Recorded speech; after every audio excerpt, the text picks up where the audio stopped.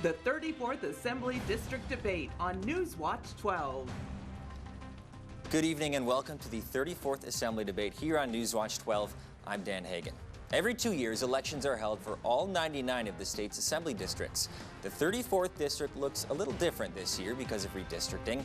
It is now the entirety of Vilas and Oneida counties, with the exception of the town of Nokomis. We've taped this debate beforehand, but no responses will be edited.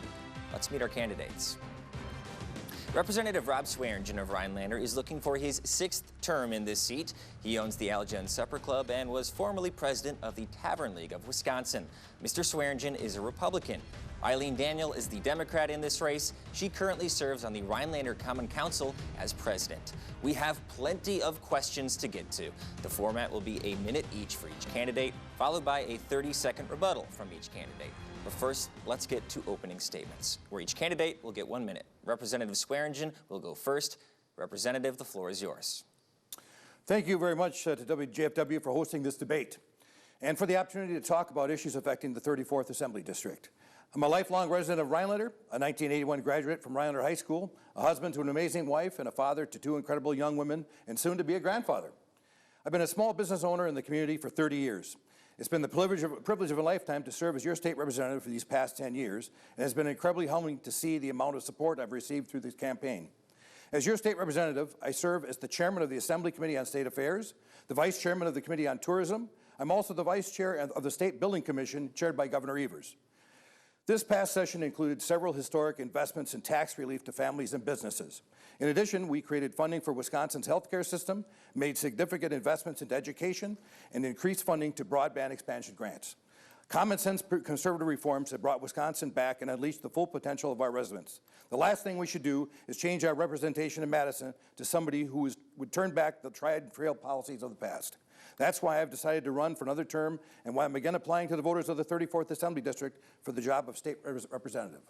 Thanks, Representative. Ms. Daniel, your opening statement. Thank you. First, again, I want to also thank WJFW for hosting this debate and to thank all the viewers for tuning in tonight. Throughout my life, I've lived in big cities, I've lived in small towns, but I've called Rhinelander home for the last 18 years. I've raised all 3 of my kids here, and they've all gone to the public schools here. In fact, my youngest is currently a freshman at Rhinelander High School. I met and married my husband here. He's a Navy vet and a truck driver.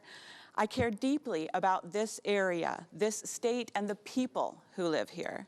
I want to make sure everyone's rights are upheld, especially women. I want to keep our communities safe, our schools well-funded, and keep your best interests at the heart of my time in the Assembly, rather than working for lobbies or corporations. I also vow to listen to any and all constituents, regardless of political ideology. Thank you. Thank you, Ms. Daniel and Representative Swearingen. Let's go to our first question. Let's take a look at some price changes from the last year to this year. A gallon of gas costs 60 cents more. A gallon of milk costs around 65 cents more. A used car could be thousands of dollars higher. What can the state government do to help out Wisconsinites who are struggling? Ms. Daniel, you have 1 minute. Thank you. There are a lot of factors which have contributed to inflation. The pandemic led to supply shortages. The war in Ukraine affected gas prices. But don't talk to me about inflation without also mentioning record profits being seen by corporations like Amazon and Shell and BP. And don't complain about the cost of eggs when Douglas McMillon, the president and CEO of Walmart, made over $5 million last year. There's a huge wealth gap in the United States, and everyone knows it's there. So everyone knows those big tax breaks that the Republicans gave to corporations in 2017 by the Trump administration did not trickle down to the middle class. And something has to give, but the middle class has given more than its fair share for too long, and we need to bring back a fair tax rate for large corporations to start equalizing wealth. Representative Swearingen, what can the state government do to help out struggling Wisconsinites? Well, first of all, I think it starts on actually the federal level. President Biden obviously giving away money hand over fist here the last couple of years. And then obviously that trickles down to the state of Wisconsin, to our Governor Tony Evers doing the same thing. So we've got to stop the deficit spending on the federal level. And then obviously we've got to stop the hemorrhaging of money going on in the state of Wisconsin by the governor. Clearly Wisconsinites are hurting. You look at what happened under the previous administration when times were much better, prices were much lower. and all this has happened, obviously, in the last couple of years. So once again, I think we definitely need to stop the hemorrhaging of the free money coming out of the state government, which affects all of us. Thank you, Representative. Ms. Daniel, your 30-second rebuttal. Yeah, I just want to take this time to say again that the money that was given to our taxpayers during the pandemic was greatly needed money. This is money that kept businesses afloat. This is money that kept individuals afloat, helped people who were not able to go into their jobs to stay solvent. And so absolutely, we needed that money. And the state currently has a surplus. So. Representative Swearingen, you have 30 seconds for a rebuttal. Well, first of all, I think we should remember that the reason that these businesses were hurting in the first place is because government shut them down. And obviously our governor overextended his power and had to be taken to court to have that removed and decided again. So certainly the state did play a role in helping these businesses get back up and running. Once again, let's stop the free money train and the deficit spending starting on the federal level right down to the state of Wisconsin. Let's talk about abortion access in the state. With the Dobbs decision, abortion access is now decided on a state-by-state basis. In Wisconsin, that means abortions are now illegal in nearly all cases. Do you support expanding access to abortion in the state? Representative Swearingen, you have 1 minute. Yeah, first of all, we have to understand that obviously when Roe was repealed, that what it did, in fact, is actually put the states back in charge, which is the way it should have been for all along. So I look forward to the next session. I'm sure there's going to be many bills coming across our desk from both sides of the aisle that's going to address the issue of abortion in the state of Wisconsin. Certainly, I am pro-life. I'll let that guide me. But I'm certainly interested in looking at anything that would also have those exceptions for rape, incest, and obviously the life of the mother. Ms. Daniel, you have 1 minute. I'm going to say this just plainly. Abortion is health care, and there's absolutely no way any politician or any lawmaker can possibly know all the circumstances surrounding a woman's decision to terminate a pregnancy. By placing any restrictions on how and when a woman can access the care she either needs or wants, government's overstepping its authority. Recently, Governor Evers tried to hold a special session on the possibility of putting the question to voters, and Speaker Voss gavelled in, gavelled out. And my opponent is on the record calling that special session a political stunt, since it was too far in the campaign season to even get it on the November ballot. But there's an election in the spring, and wouldn't now be the time to start discussing this issue on that ballot? But the predominantly male Republican-held legislature in Wisconsin won't even discuss the matter. So I think our representatives should represent the majority of its constituents and not some personally held religious ideology that is just a convenient excuse for them to do nothing. Representative Swearingen, 30 seconds for a rebuttal. You bet. I'll double down on the fact that Tony Evers did nothing but a political stunt. You don't call a referendum for the state of Wisconsin 6 weeks prior to an election. That's ridiculous. Not to mention you have several members of the legislature that have resigned. And so those districts actually have no representation. So that's not exactly fair either for those people in those districts. Second of all, abortion is not health care. It's not healthy, and it's not caring, especially if you're the baby. Ms. Daniel, you have 30 seconds for a rebuttal. Thank you. I will double down that abortion is health care. It's a medical term that is used for many procedures, not just the termination of a live pregnancy, but in many cases an ectopic pregnancy, in many cases a fetus that is not viable and would die within minutes of birth due to birth defects. And it was not a political stunt. Again, there's another election in the spring.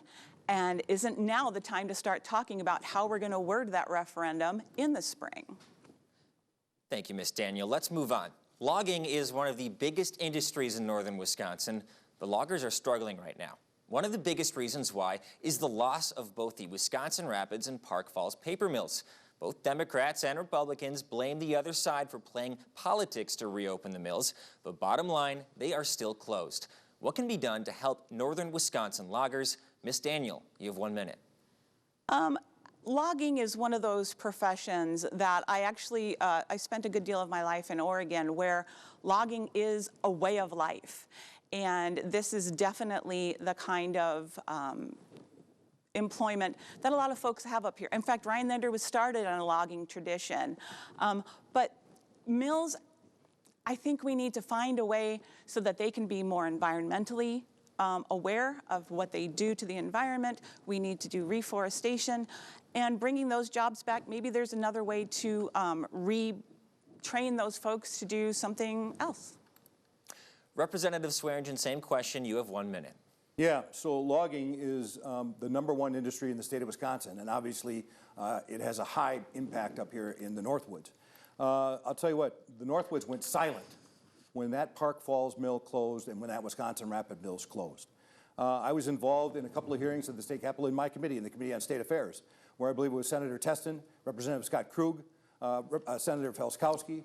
All the Northwoods reps and senators got together behind an effort so that we would ask the governor to use some of the federal money to help these communities out and get those mills going. Unfortunately, I should say, fortunately, we made it through both committees, made it to the governor's desk, as I recall, and he vetoed it. He vetoed it because he didn't want to be told how to spend the money that came down from the federal government. And I think that's sad. It was a negative impact on both the communities of Wisconsin Rapid and certainly Park Falls. Ms. Daniel, you have 30 seconds for a rebuttal. I don't know about anybody else, but I certainly wouldn't want to be the governor having to decide how federal funds are spent, looking at all of the areas that were impacted by the pandemic, all of the areas that have been impacted over the years. But I think there's got to be a way. There's just got to be a way to either get those mills back up and running or retraining the employees there.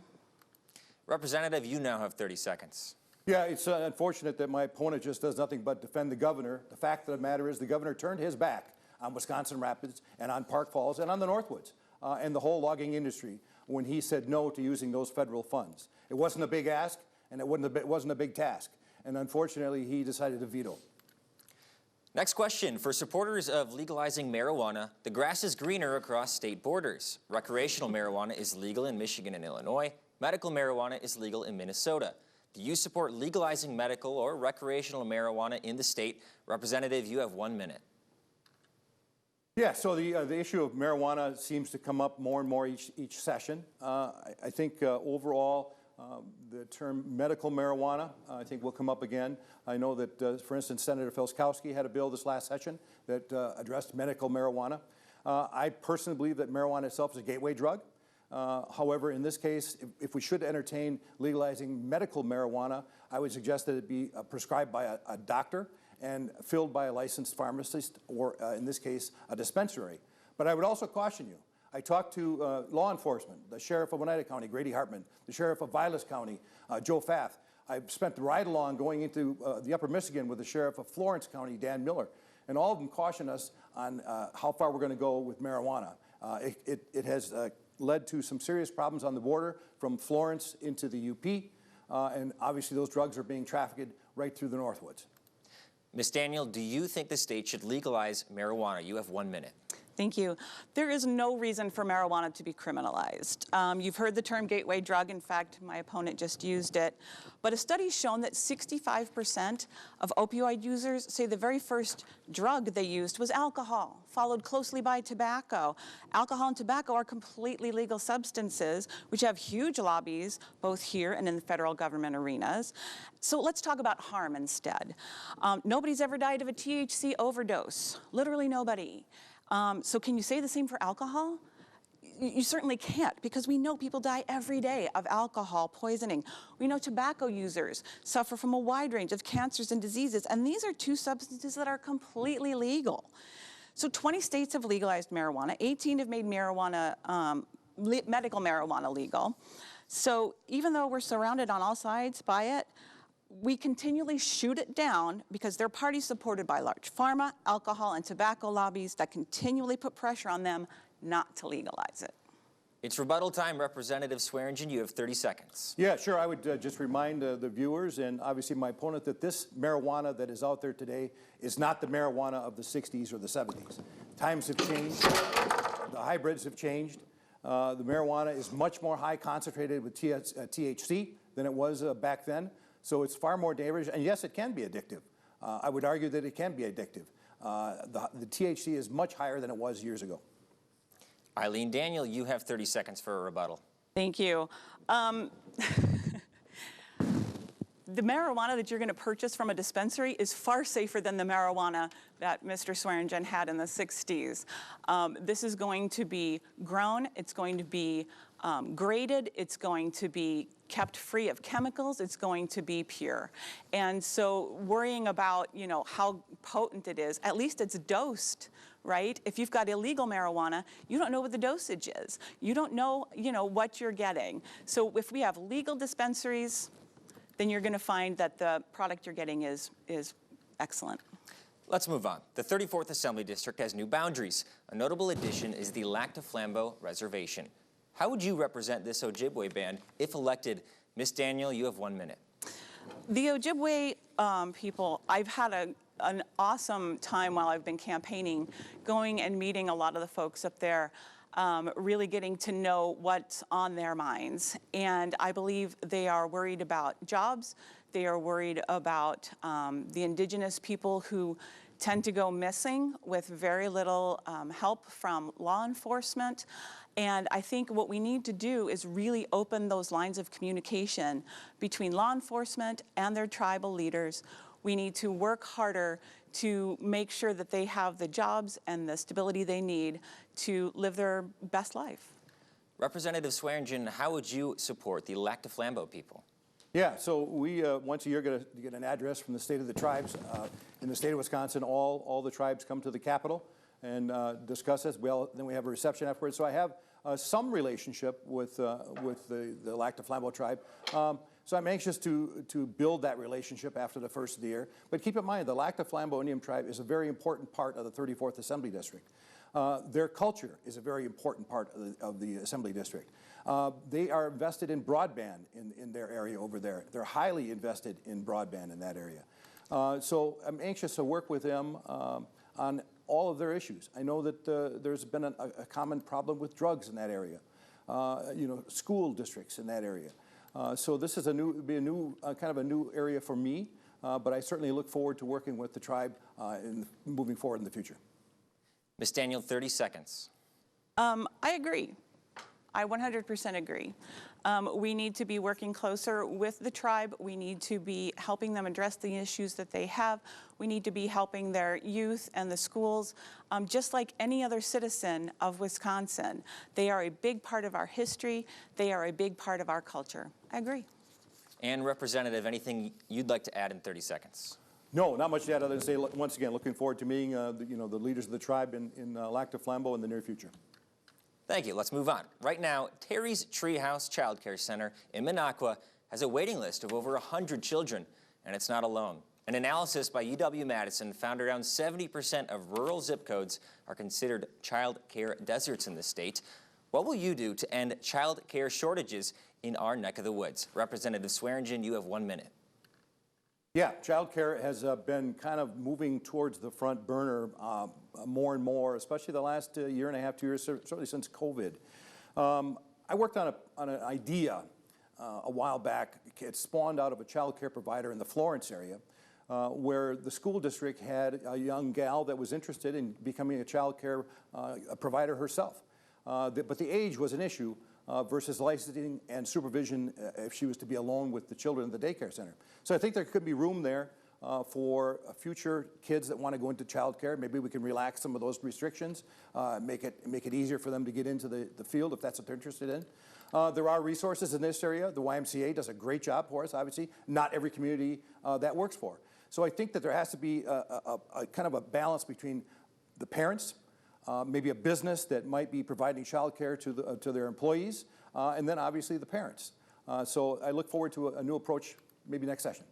Ms. Daniel, what would you do to end child care shortages in the Northwoods? Thank you. Child care and early education is a calling, and an increasing number of young adults are not choosing child care as an occupation.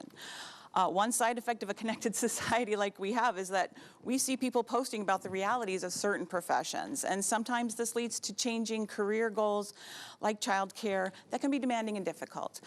So what's the solution? We know a lot of families have to have both parents working. Single parents sometimes have to, work 2 jobs just to make ends meet. And so I believe the 9 to 5 office workday is a dinosaur. There needs to be a paradigm shift in job expectations. We have a digital society, as I said. So employers need to realize that in order to maintain good employees, they may need to be more flexible on work times and days and offer more options for folks to work from home whenever possible so they don't have to outsource their care. And that's going to leave more room in child care centers for children of parents who need to go on location for their jobs. Representative, you have 30 seconds. Yeah, once again, I believe that it's potentially an economic development issue. And I also think we need to streamline the process of applications on the state level and the departments to make it easier, but also we have to make sure that the people that are willing to take care of these children are obviously vetted and making sure that the child is safe in that home. We could also talk about doing in-home licensing as well. So these are a couple of options that may be on the table for the future. And Ms. Daniel, you have 30 seconds. I agree. People do need to be vetted. They do need to have licenses. There does need to be regulations in place, making sure that the people who are caring for our children are qualified to do so. But like I said, not as many people are choosing this as a profession. They're choosing to spend their college dollars on a career that goes in a different direction. So maybe we need to incentivize those kinds of careers when it comes to things like Nicolet College. For the past 20 years, the state has seen a decline in shared revenue. When the state collects tax revenue, it returns some of that revenue to counties and municipalities. Since 1996, shared revenue has declined nearly 50% when adjusted for inflation. This has led to a lot of local services being cut down. For example, the Rhinelander fire chief says his department is understaffed by 6 people, but there's no money in the budget to hire more. As legislator, would you advocate to increase or decrease shared revenue? Ms. Daniel, you have 1 minute.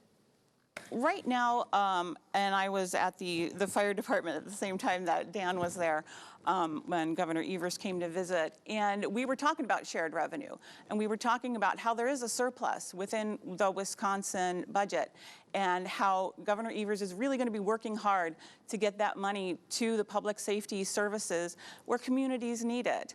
I agree. As City Council President, I see the budgets for the fire department. I see the budgets for the police department.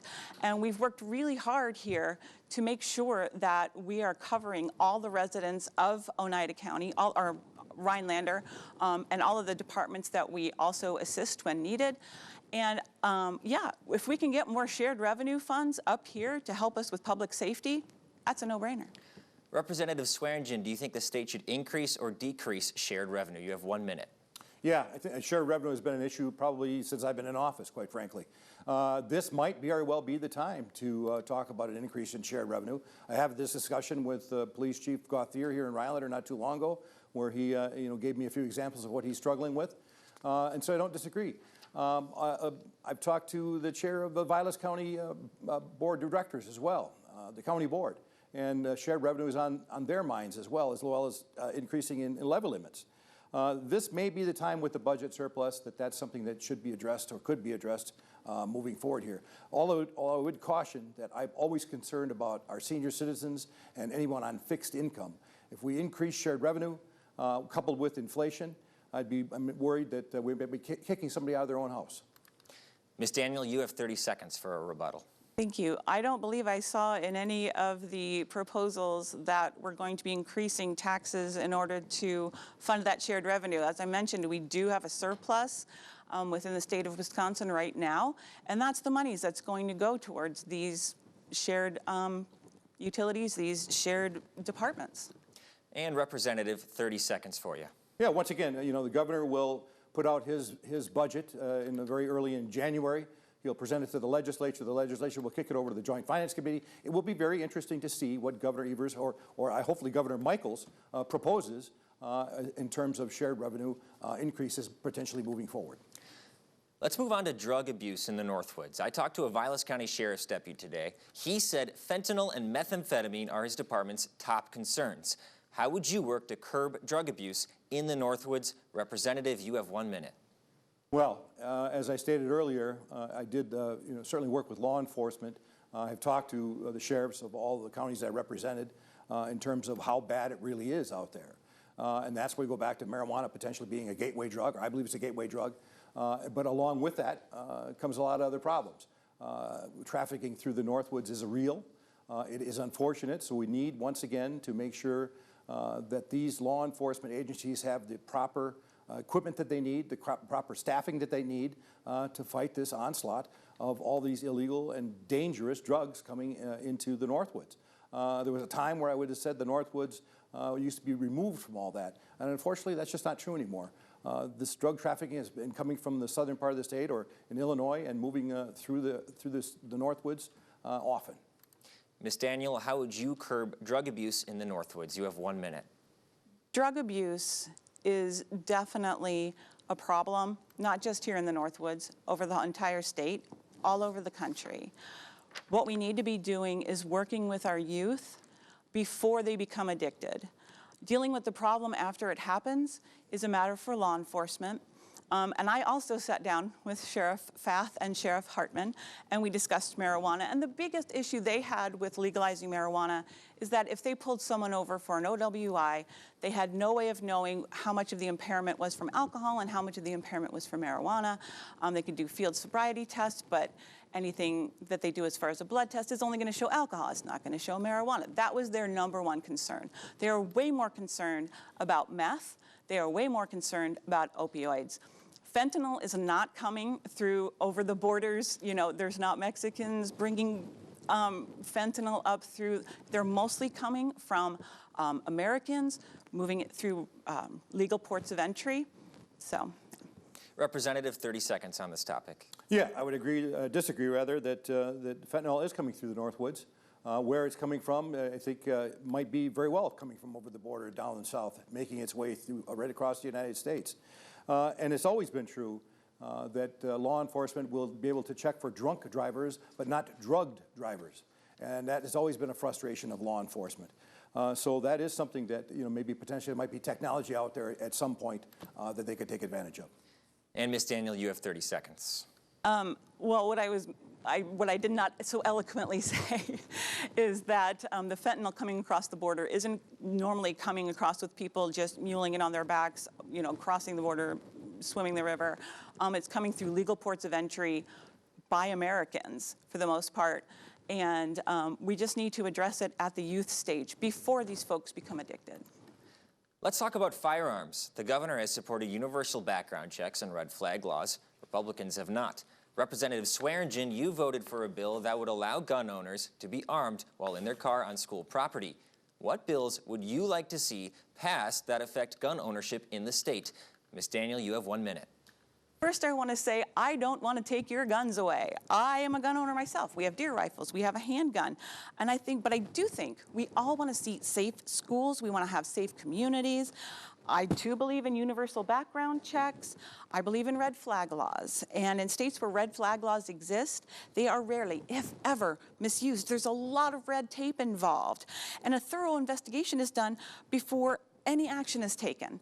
So the ridiculous scenario of a disgruntled ex reporting someone and having that person's guns immediately taken away it just doesn't happen. But if someone is a provable risk to harming themselves or other, then they should be subjected to the removal of firearms, at least until they can get help. So I would like to go on record and state that I believe military-grade assault rifles have no place in the hands of civilians. They're designed to kill a large number of people in a short period of time with very little skill involved.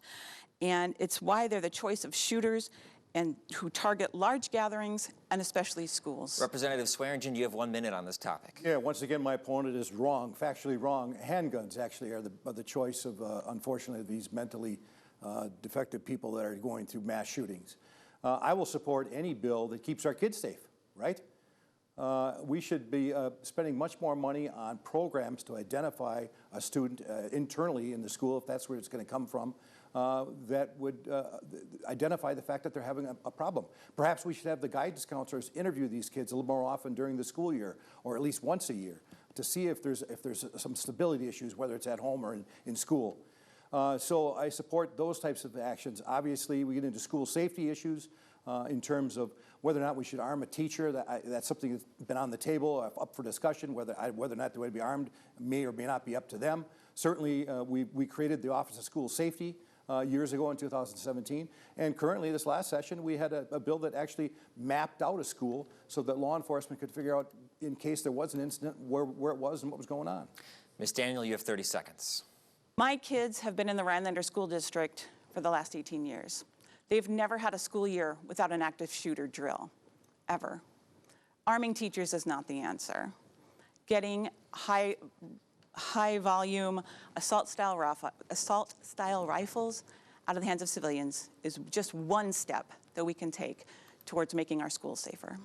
And Representative, you have 30 more seconds on this topic. And once again, I would argue that it's not the gun, it's the person behind the gun, or the weapon in this case. What's the difference between a gun or whether or not they're in a Ford SUV going down a holiday parade in Waukesha? It's the vehicle of the weapon that they use to unfortunately take the lives of these innocent bystanders. So it's the problem is the person behind the gun, and not the unit itself. There's been a lot of controversy surrounding education lately. Do you think there needs to be fundamental changes to how public schools in Wisconsin teach history, race, and inclusion? Representative Swearingen, you have 1 minute on this topic. Fundamental changes, I guess what I'm excited to see what's happening here in the Northwoods is that parents are taking an active role in how their children are being taught. And so they're putting some of these school districts and some of these school boards on notice that they want transparency. They want to know what the curriculum is. They want to make sure that they're teaching history as it unfolded and not any new twists to that effect. So I congratulate the parents on playing a much more active role, especially here in the Northwoods, and you've seen it in the news the last 6 weeks or so. So fundamentally, you know, in terms of the school funding formula or any of those things, all those could be tweaked at any time, but I applaud the parents in the Northwoods for taking an active role. Ms. Daniel, and again, I want to talk about the curriculum here. Do you think there should be any fundamental changes in the way we teach history in our public schools? So there's been a lot of talk about CRT, critical race theory, and I just want to be very clear so everyone can hear me. Critical race theory is not being taught at the elementary, middle, or even high school level. It's a graduate level theory taught in law schools at the postgraduate level. What people are really complaining about and that are worried about is that our children are being taught the true and unwhitewashed history of our country. They're afraid it's going to make their kids uncomfortable. We have an uncomfortable history. And if we don't teach our children the truth, they can't strive for a better way forward. If we tell our children that our forefathers were perfect and had only perfect intentions for our country, we're doing them a disservice. That we need to teach them critical thinking, give them the skills to process our history in a way that makes them want to make our country better than it's been. So I have so many friends who are teachers. The only agendas that they have is to get your kid through school and come out on the other end with the skills they need to be productive, caring, informed adults. So instead of questioning everything they do and punishing them with more work, let's celebrate and encourage the good work they're already doing. Representative, you have 30 seconds, and I want to remind you of the question. Do you think there need to be fundamental changes in the curriculum and how we teach history in our public schools? Not fundamental changes. I think we need to get back to the way things used to be, teach history as it unfolded. Critical race theory has no place in our schools, especially in the Northwoods, and it's not viewed favorable by anybody in the Northwoods as well. So once again, the parents are insisting on transparency. There may not be teaching critical race theory, but certainly what has spawned the interest is the fact that maybe some districts are dancing around it. And Ms. Daniel, you have 30 seconds. Like I said, I have many friends who are teachers, and I don't think they're skirting around the issue of critical race theory. I think a lot of them are frustrated by the materials that they're given to teach, and they do want to be able to teach these kids critical thinking skills. They do want to be able to teach the true history of our country, and I think that's admirable. Let's stay on the topic of schools, but talk about the state's school funding formula. All of the district officials I've talked to in northern Wisconsin says the current way the state funds school districts hurts rural districts. One consequence of this is the districts having to hold operational referendums regularly. What are your thoughts on changing the school funding formula, if at all? Ms. Daniel, you have 1 minute. Since I moved here 18 years ago, they've been talking about the school funding system. As my kids have gone through the school, I can't count on one hand. I don't know how many hands I'd need to count how many referendums I've seen try to get passed. Many times failing and having to be reworked, and then going to another vote and failing and having to come back and be reworked. So what we need to do is, rather than trying to fix the formula that we know is broken, everybody keeps saying it's broken, needs to be fixed, rather than trying to fix this broken formula, let's throw it out, let's try something completely different. I know there's people much smarter than I am who can look at the numbers and try to figure out the best way to make sure that every child gets a fair amount of the tax dollars for their education. Representative Swearingen, you have 1 minute on this topic. Yeah, so I was fortunate enough to chair the Rural Schools Task Force, which addressed the school funding formula several sessions ago. We were able to make some headway. But to be clear, I mean, as much as frustrated we are up here in the Northwoods, where we are property rich and income poor, the school funding formula, which is actually an equalization formula, actually works well across the other parts of the state. The problem is that no representative, whether they're Republican or Democrat, is going to vote to take one area of the money to put it to a different area of the state, and thereby giving a negative impact to their own district. So that's frustration. So up here, we rely on categorical aids, high cost transportation, sparsity aid. These are the things that where we benefit. In the last couple of cycles, we actually put money in per pupil instead of adding it into the school funding formula. So the school funding formula in Wisconsin, as frustrating as it is for the Northwoods, actually is viewed as a model across the nation as well. So I'd be very cautious about throwing it out versus just kind of keep it working and tweaking it to make it better for people in the Northwoods. Ms. Daniels, you have 30 seconds for a rebuttal. I can't imagine how much more tweaking this formula can stand. Seriously, we're up here, we're in rural Wisconsin. We are, I think, like 70% of our school kids are on free lunch.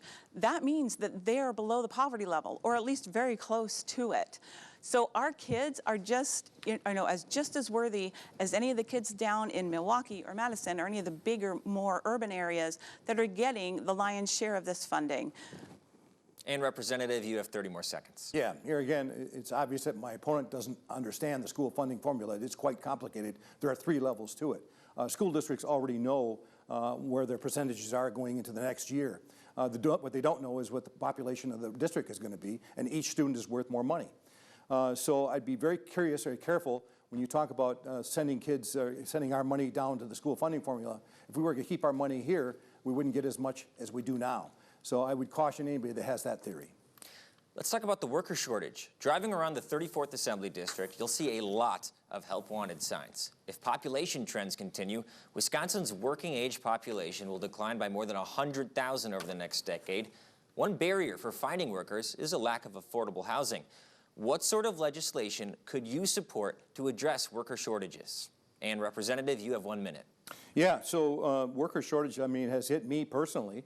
I've been in the hospitality business for 30 years in the Northwoods, and certainly we had a hard enough time trying to find workers before COVID. COVID magnified that situation. It doesn't matter how many ads you run or what signs you put in the window, nobody's even applying to get a job. So I think, the problem being that once again, whether it came from the federal level or the state level, we paid people to stay home. And so we supported legislation in this last cycle for the Department of Workforce Development that actually addressed issues like ghost interviews, where people would sign up to apply for a job and then not show up either for the first day or not even show up for the interview. Those people need to be held accountable. And so we had a package of about 10 bills through that department, and obviously, unfortunately, Governor Evers vetoed all of them. So clearly he didn't know that worker shortage was an issue, not only in the state of Wisconsin, but up here in the Northwoods. Ms. Daniel, how would you support people who are looking for workers right now in the Northwoods? And you have 1 minute. Thank you. Most of the time, we'd consider a low unemployment rate a really good thing. I mean, that means everybody who wants to work and is able to work is working. Statistically, families have been having fewer and fewer children over the years, and this means fewer people entering the workforce. And that's not the only factor, obviously. My opponent has told you that he can't get people to work in his restaurant because they're getting government handouts, or that he's gone on record as saying they don't have the solid work ethic that used to be, up here. But I see it's because our young people have seen their parents work themselves to death and still struggle. So they're demanding better working conditions. They're demanding better pay in exchange for the commodity of their time and effort. So this isn't necessarily a bad thing. I have 2 young adult children. They know they're valuable. They're not willing to compromise their value just so Burger King can stay open past 7 p.m.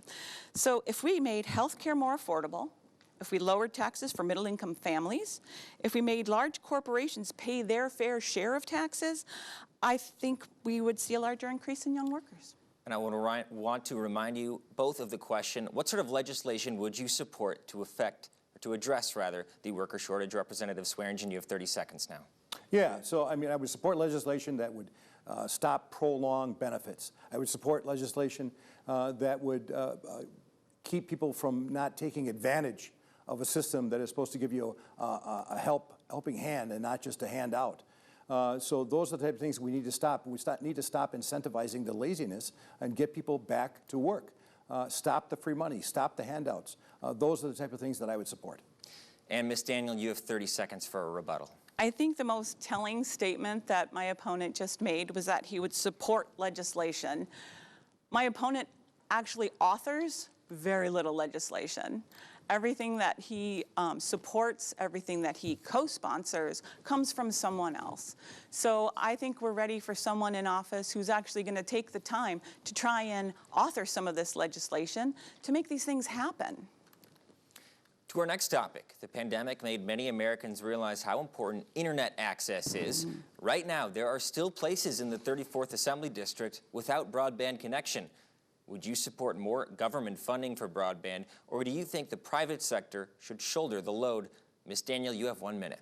I was pleased to be at Rhinelander City Hall when Governor Evers came to talk about broadband expansion up here in the Northwoods, and I'm excited. I did spend a lot of time, I lived in a house where we had 0.5 megabits of internet speed. I don't know if you've ever experienced that, but it's slow going. And the pandemic did teach us that in order for kids to go to school when they have to stay home, in order for people to work from home, in order for people to run home-run businesses, to pay their bills online, we need broadband access. We need reliable broadband access. And Governor Evers and the Democrats in office have been working very hard to get that up here. And Representative Swearingen, same topic, 1 minute. Yeah, on this, I can agree with my opponent on most things. I would say that whether you're a Republican or Democrat, you certainly have to agree that broadband is absolutely the #1 priority, not just here in the Northwoods, but across the state. Time was, not too long ago, where you'd go to Eagle River and you go 5 miles out and you run on dial-up. I'm happy to say that's changed. Back when Tom Tiffany was a state senator, he and I worked very closely on broadband expansion projects under Governor Walker.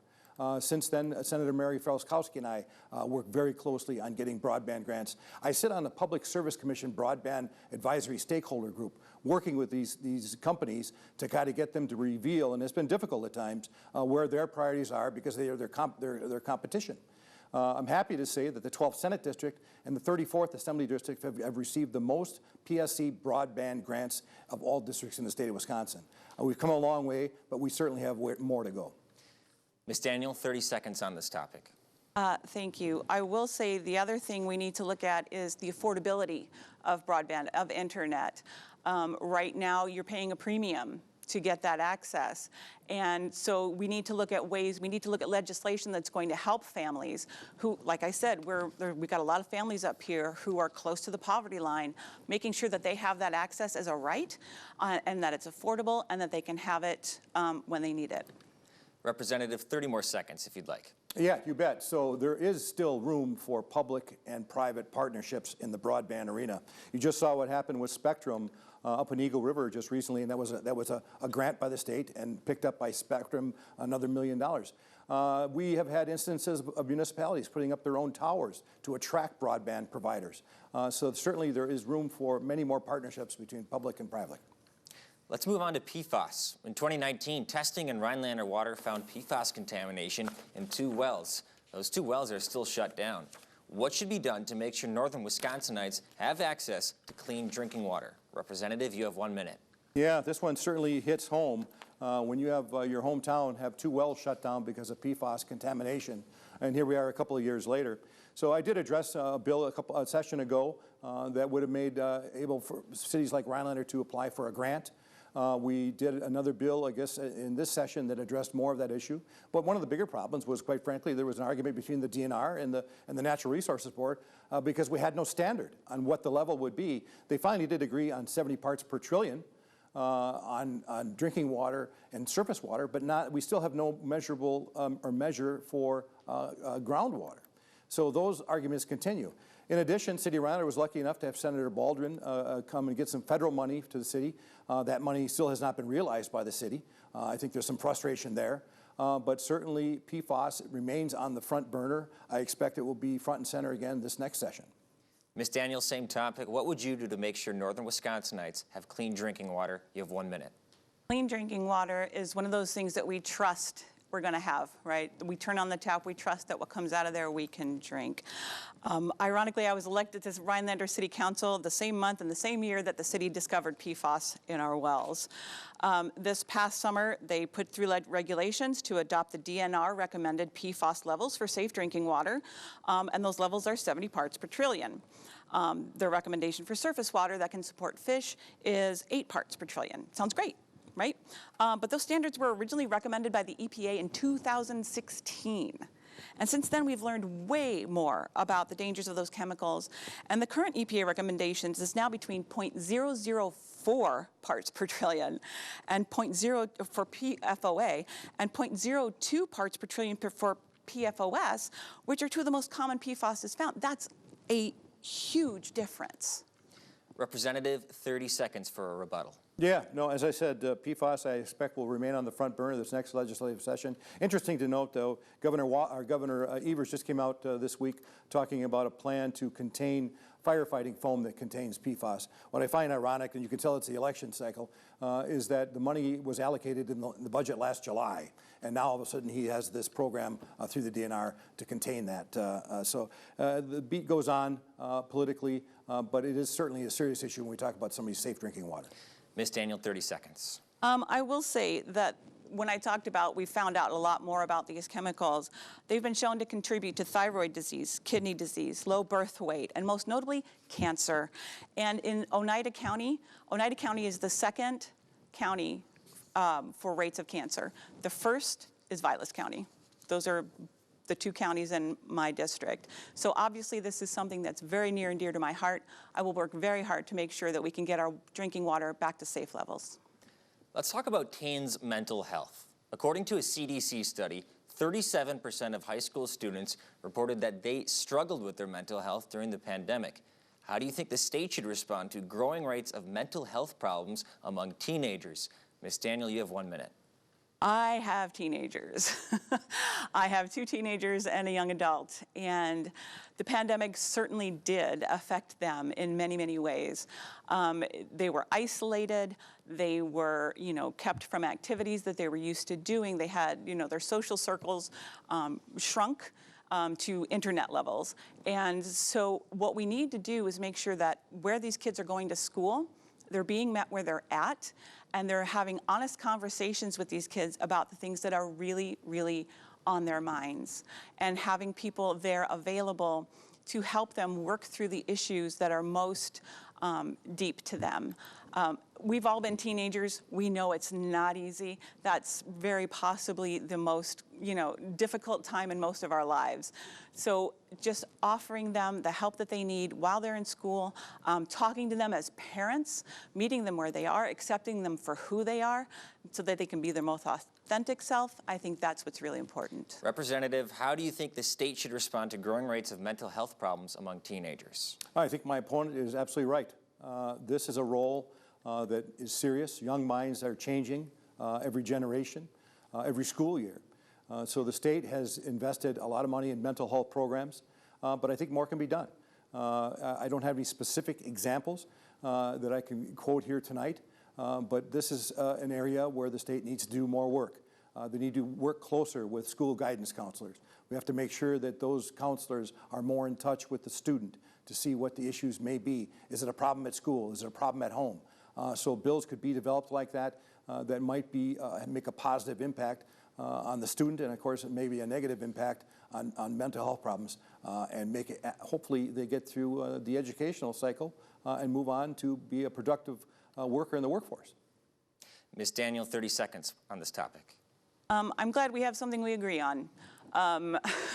Mental health for all of us is key right now. We all made it through the pandemic, but finding ways to make sure that schools, every school, at all levels, whether it's preschool, whether it's elementary, middle school, high school, college, they all have access to qualified persons that they can feel that they can speak to openly and not have to worry.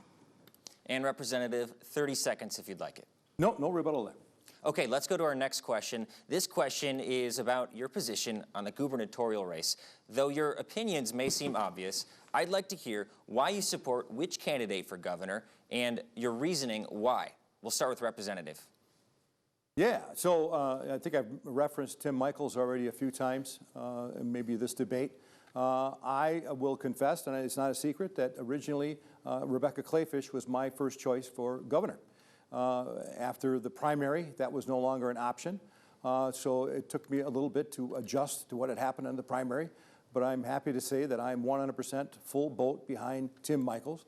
I know Governor Evers well, but I believe that Tim Michels, because of his business background, the fact that he's created jobs, the fact that he has 8,000 employees, I believe he's the best choice for the state of Wisconsin moving forward, especially coming out of these times where the current Democratic administration has literally screwed up what's going on in the state of Wisconsin. So we need a strong leader like Tim Michels.